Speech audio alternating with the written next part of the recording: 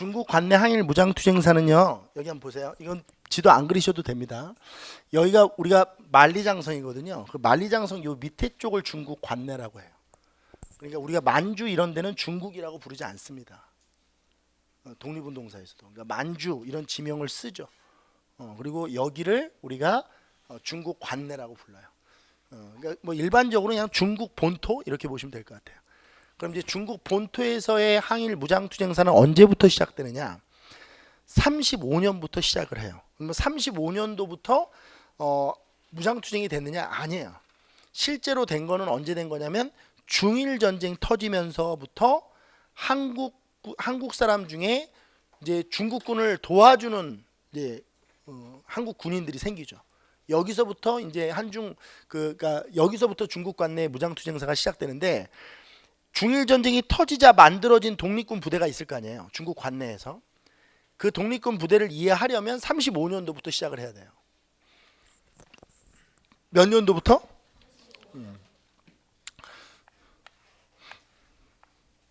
이게 이제 민족혁명당이라는 단체가 만들어집니다.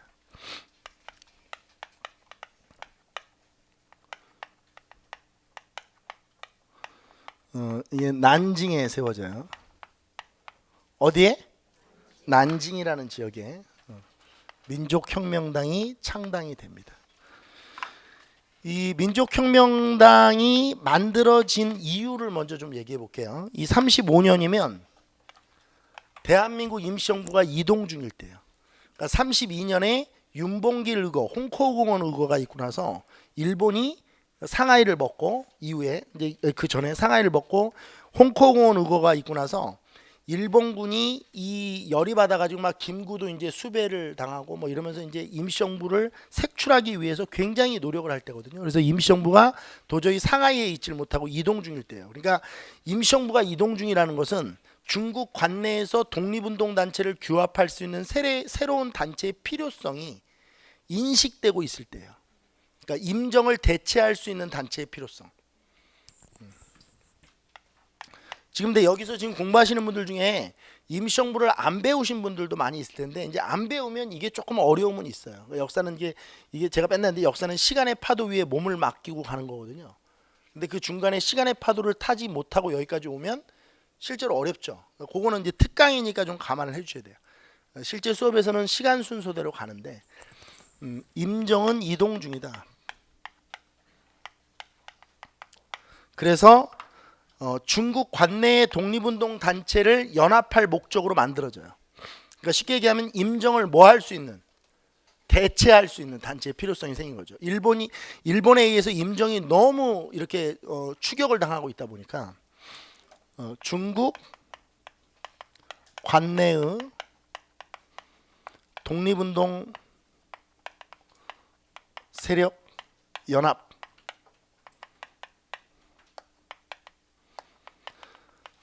여기에 이제 중심이 됐던 사람들이 누구냐면 의열단들이에요. 의열단. 뭐라고요? 여러분 의열단 하면 뭐 했던 사람이에요? 의열단이 뭐 했던 사람이에요? 막 폭탄 던지는 사람들이죠. 그렇죠? 김원봉 이런 사람들. 막 폭탄 막 던지는 의열단이 다 던진 거야. 알겠어요? 던지는 다 의열단이에요. 의열단이 이제 중심이 됐고 이 의열단의 핵심 멤버는 단장이었던 김원봉과 의백이라고도 하죠. 김원봉의 절친이었던 윤세주 이런 사람들이 의열단을 이끌고 있을 때예요. 이 전에 의열단은 조선혁명간부학교 뭐 이런 걸 또 만들어 가지고 뭐 거기서 자체적으로 군사 훈련도 시키고 뭐 간부들도 양성하고 한참 이럴 때입니다. 의열단이 활동을 많이 할 때죠. 근데 이제 이게 독립운동 단체를 규합하려다 보니까 얘네들이 이제 김원봉 이런 사람이 이제 기치를 내걸고 모았어요. 김원봉은 이때 당시에 뭐 독립운동사에는 거의 레전드였다라고 보시면 됩니다. 나이는 어리지만 왜냐면 폭탄은 이 사람이 다 던진 거니까. 우리 그 저기 뭐야 밀정에도 나오잖아. 암살에 나오나?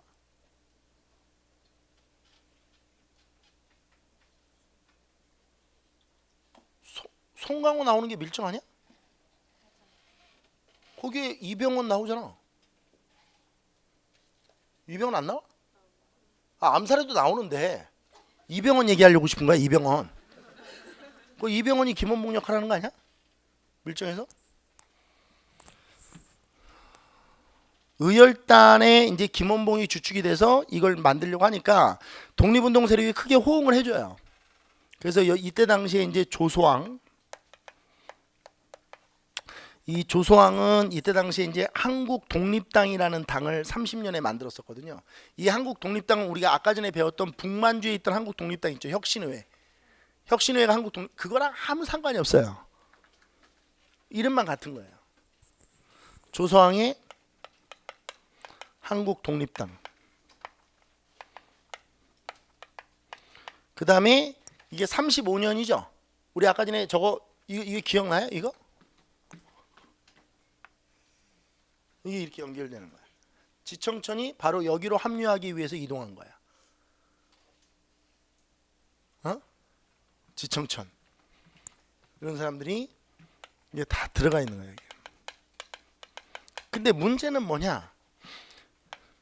이게 임정이 이동 중인데 지금 임정을 대체할 수 있는 구심체 역할을 할 수 있는 단체를 만들자 이래서 만들어진 거 아니야? 임정이 좀 기분이 나빠. 임정을 자신을 대체한다는 거 기분이 좀 안 좋을 거 아니야. 그리고 임시정부는 어떻게 보면 이 정당성과 정통성을 가지고 있는 정부고 국민에 의해서 만들어진 정부거든요. 그래서 이게 민주공화 정치를 띠고 있는 정부인데 이걸 뭔가 대체하려고 하니까 임정에서는 조금 기분이 언짢았었나 봐요. 그래서 실질적으로 이제 임정은 불참을 하죠.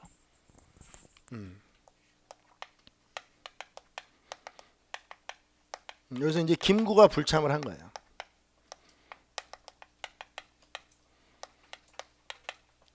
근데 딱 들어와 보니 어떤 문제가 생기냐면 딱 들어와 보니까 이게 의열단이 좀 빨간색이거든요. 또 제가 수업할 때 빨간색 자꾸 이러니까 선생님 빨간색이 뭡니까? 그러니까 좀 사회주의적 색채가 있고 공산주의적 색채가 있고 이쪽에 조소왕과 지천청은 파란색이에요. 이건 이제 민족주의적 성향이 있다는 거야. 우익 지금으로 얘기하면 뭐? 우익. 조소왕, 지청천 이런 분들은 우익이에요. 근데 딱 들어와 이게 딱 여기 보세요. 근데 임정도 여기 파란색이거든. 근데 임정이 들어와야 이게 대체가 되잖아. 임정이 지금 일본의 추격을 받고 있어서 임정을 대체적으로 만드는데 임정이 안 들어왔으니까 이게 방법이 없는 거야. 그리고 이제 조소왕과 지청천은 괜히 뻘쭘해지지. 왜냐면 얘는 빨간색이잖아. 딱 보는데 빨간색이야. 레드벨벳.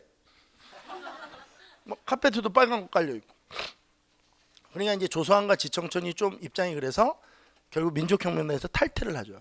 그래서 이 임정의 탈퇴가 결국 이 민족혁명당을 분열시켜요. 임정의 불참이.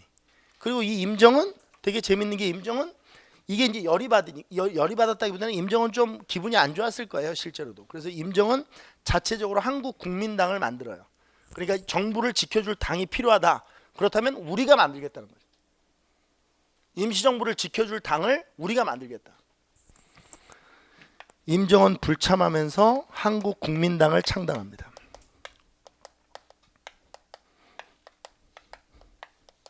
그러니까 전에 기출문제에서 한국국민당 창당이 먼저냐 민족혁명당 창당이 먼저냐 이렇게 물어봤어요. 근데 연도가 다 몇 년이야? 35년이죠. 근데 이런 것 때문에 이제 해설지에 보면 뭐가 붙어있지? 월이 붙어있지. 몇 월 이렇게 붙어있잖아요. 그렇게 공부하면 안 된다고. 왜? 절대로 그렇게 해서는 외울 수 없어. 연도수 월수를 다 외울 거예요? 그럴 수 있을 것 같아요? 인과관계란 말이야. 민족혁명당이 만들어졌는데 임정이 불참하고 이걸 만든 거니까 민족혁명당이 먼저고 한국국민당이 나중이라는 거는 인과관계에 의해서 푸는 거지. 이게 몇 월 이렇게 외우는 게 아니란 말이야. 그러니까 같은 35년이더라도 충분히 낼 수 있어 없어? 낼 수 있지. 이 문제는 인과관계니까. 한국국민당이 먼저예요? 민족혁명당이 먼저예요? 이걸 헷갈리시는 분은 인과관계가 전혀 안 돼 있는 거야. 스토리가 안 만들어져 있는 분이니까 이런 거는 물어볼 수 있지. 같은 연도라도 충분히. 한국국민당이 창단된 거야. 그리고 이 민족혁명당은 자 보세요. 조소왕과 지청천 이 세력이 임시정부가 불참하니까 좀 애매한 거야, 포지션이. 그리고 이 민족혁명당의 이제 간부들 구성을 보니까 누가 중심이 돼 있어? 김원봉, 윤세주가 중심이 돼 있으니까 이게 좀 자기 세력들로 이렇게 간부를 조직했겠지. 이제 이것도 조소왕 입장에서는 좀 그래. 뭐 못마땅했다기보다는 좀 그렇죠, 상황이. 그래서 조소왕과 지청천은 명분이 없으니까. 왜냐면 이게 다 중국 관내의 독립운동 세력을 연합하겠다고 그랬는데 임정이 버티고 있는 상황에서 자기네들이 여기서 활동한다는 게 되게 웃기니까 조소왕과 지청천은 이탈을 한단 말이에요. 결국 임정의 불참이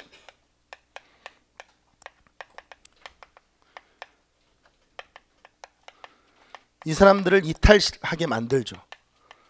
그럼 이분들은 이제 이탈을 하고 나서 어떻게 되느냐? 자기 자체적인 활동을 해야 될 거 아니에요. 그래서 이탈 이후에 여기 보세요.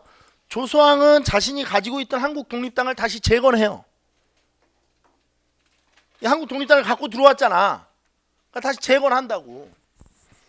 조소왕은 한국 독립당을 재건해요.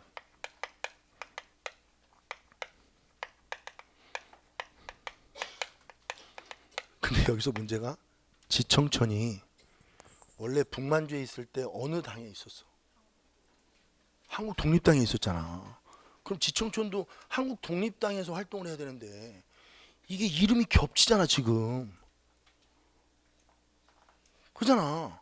한국 독립당 2는 이상하잖아. 그러니까 좀 이상하니까 이 지청천이 이름을 이탈하고 나서 조선혁명당으로 만들어요. 그리고 또 조선혁명당은 어디서 봤던 거야? 이게 남만주였지. 그러니까 남만주에서는 분명히 조선혁명당을 누가 이끌고 있어? 양세봉이 이끌고 있었지. 근데 중국 관내에서 조선혁명당을 누가 이끌어 다시? 이론이 미치는 거야 이제 수험생들이. 그냥 외우면 이게 절대 불가능하다니까. 뭐야 여기 조선혁명당 여기 조선혁명당 왜 이래? 이렇게 되는 거야. 그러니까 모르긴 몰라도 지청천이 만주 지역에서 활동할 때 이 양세봉의 조선혁명당 이름이 조금 부럽긴 했었나 봐. 그지? 뭐 그럴 수 있잖아 사람이니까.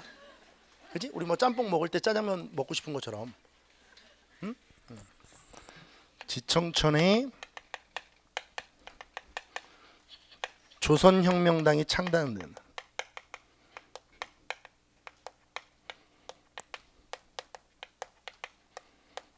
그리고 여기서 이제 민족혁명당은 그러면 보세요. 이 민족혁명당은 누가 이탈하고 나서 지청천과 조소왕이 이탈하고 나서 이름을 조선민족혁명당으로 바꿔요. 뭘로 바꾼다고? 근데 여태까지 시험 문제에서 민족혁명당과 조선민족혁명당을 구분하는 문제를 물어본 적이 없어요. 근데 알고는 있어야 돼. 왜?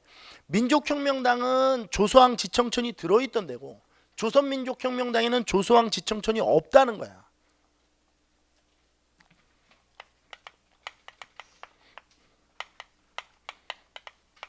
이렇게. 이게 몇 년이냐면 1937년이야. 이게 1937년에 조선민족 이거 37년 아니지. 이건 바로 바뀌는 거고 35년에 이탈하자마자 바뀌는 거고 여기서 이제 공부해야 될 게 조선민족혁명당으로 이름을 바꿨는데 활동을 하다 보니까 이게 뭔가 다시 한번 이 독립군 단체 연합이 필요한 거야. 왜냐면 이게 나가버렸잖아 다. 그래서 37년이 되면 조선민족혁명당의 이름을 조선민족전선연맹으로 바꿔. 이 연합을 한번 해보겠다고 해서. 그래서 37년이 되면 이 조선민족혁명당은 조선민족전선연맹으로 바뀐단 말이야. 이 조선민족전선연맹은 37년에 중일전쟁이 터지자마자 뭐가 터지자마자? 중일전쟁이 발발하자마자 중일전쟁에서 중국을 돕고자 중국 관내의 최초의 한인 무장단체를 결성해. 자, 여기까지 이해됐나 지금? 그러니까 37년에 조선민족전선연맹은 37년에 중일전쟁이 터졌는데 중일전쟁에서 중국을 돕고자 중국 관내 최초의 한인 무장단체를 결성한다. 그 무장단체 이름이 그 유명한 조선의용대야. 지금 내가 방금 전에 뭐랬지? 조선의용대. 37년에 중일전쟁이 발발하자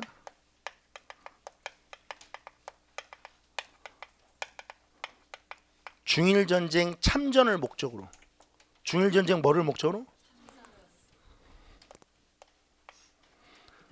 조선의용대가 결성된다.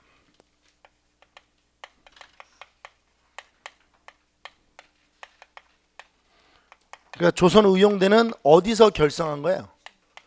38년에 조선민족전선연맹에서 결성한 거예요. 이 조선의용대가 한커우에서 결성이 되거든요. 어디? 항저우. 이게 그림으로 그리면 여기 보세요. 이따 그림을 또 그려야 될 텐데 여기가 여기 보세요. 여기가 상하이고, 상하이 알죠? 상하이? 상하이 그 상하이. 하지 마 이런 짓은. 자, 그다음에 여기가 이제 난징인데 이 상하이하고 난징 요 사이에 한커우야. 여기 한커우라는 지역에서 조선의용대가 결성이 됩니다. 이 조선의용대는 뭐 하려고 만들어진 거라고요? 중일전쟁 참전하려고.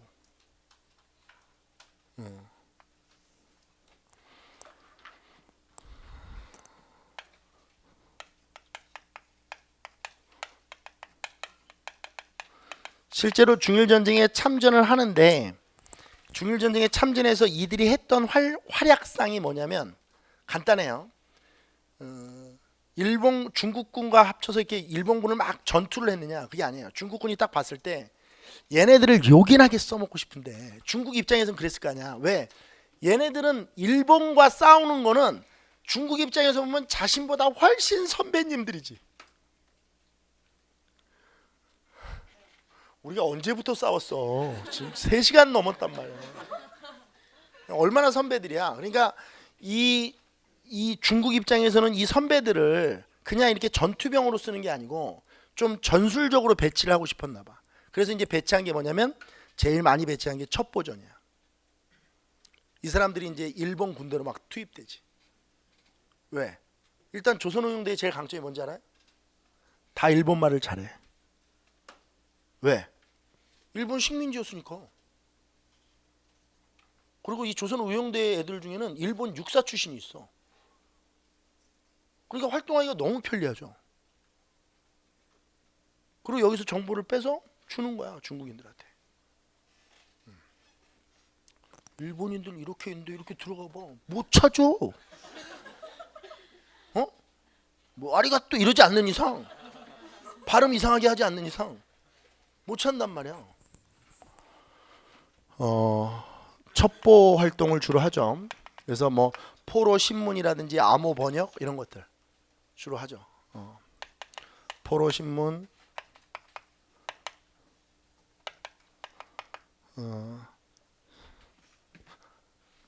암호 번역, 뭐 전투 활동을 하는 사람들도 있었는데 이런 일을 하고, 그 다음에 역사적 의의는 중국 관내에 결성된 최초의 한인 무장단체. 그러니까 중국 관내에 만들어진 최초의 한인 무장단체. 그게 뭐라고?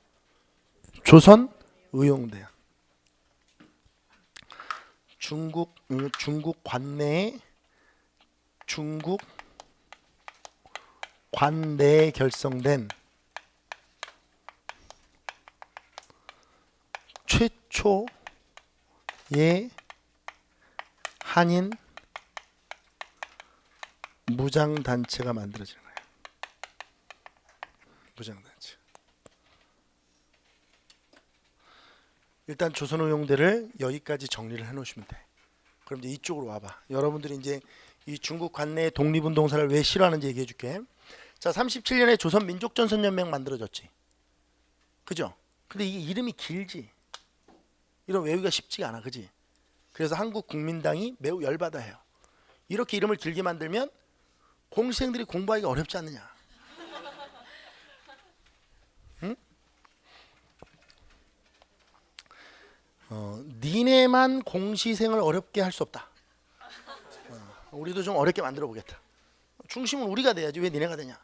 그래서 37년에 한국광복운동단체연합회로 이름을 바꿔요. 이름이 더 길죠? 이겼어요.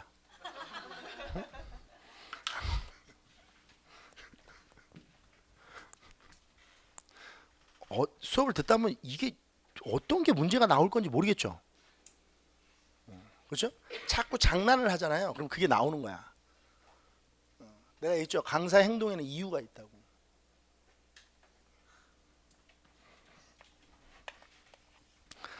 한국 광복운동단체연합회.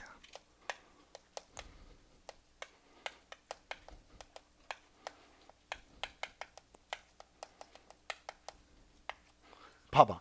하나, 둘, 셋, 넷, 다섯, 여섯, 일곱, 여덟 글자지? 하나, 둘, 셋, 넷, 다, 여, 일곱, 여덟, 아홉, 열, 열하나. 완전 윈이지. 이기는 거야. 역시 임시정부가 이기는 거야. 알겠어? 좀 도와주면 안 될까?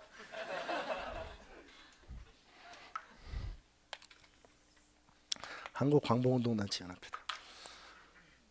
이 한국광복운동단체연합회는 나중에 또 40년이 되면 충칭에 가면 한국독립당으로 이름을 바꿔요.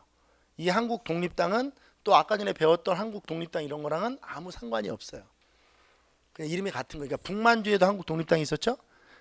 조소왕이 한국독립당이 있었죠. 이게 나중에 이름이 한국독립당으로 바뀌어요. 임시정부가 충칭에 도착하자마자. 40년에 이게 한국 독립당으로 이름을 바뀌어요.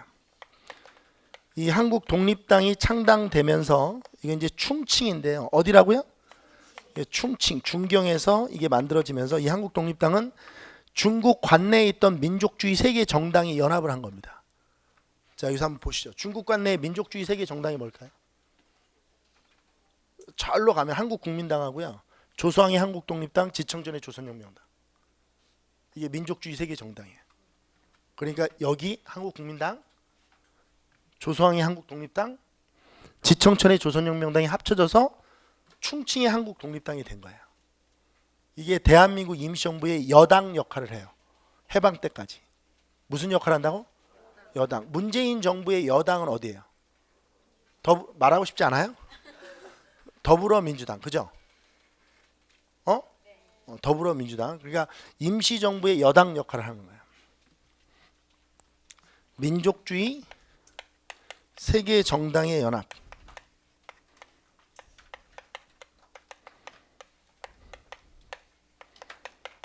이 세계 정당은 한번 대보세요. 차분하게. 앞에 사람 이름 좀 써봐봐. 한국국민당 얘기할 때 앞에 누굴 넣어야 돼? 그렇지. 김구애 이렇게 넣어야지. 김구애 한국국민당과 조소왕의 한국독립당과